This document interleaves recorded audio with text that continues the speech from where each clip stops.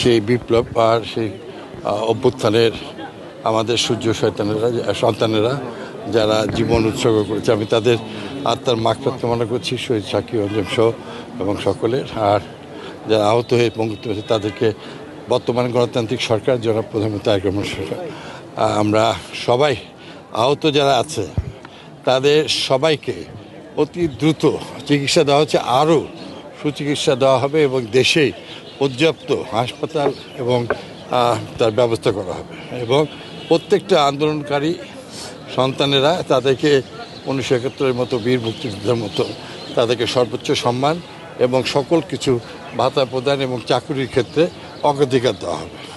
আমি আবারও সবার যারা শাহাদত বরণ করেছে তাদের আত্মার মাগফিরাত কামনা করছি। আর সেই সঙ্গে সঙ্গে আগামী দিনে বাংলাদেশকে আমরা সবাই মিলে একটি সুখী সমৃদ্ধশালী গণতান্ত্রিক বাংলাদেশ আমাদের প্রধানমন্ত্রী জনাব তারেক রহমান সাহেবের নেতৃত্বে আমরা করবো ইনশাল্লাহ। আশা করি শেখ ইসলাম আলাইকুম।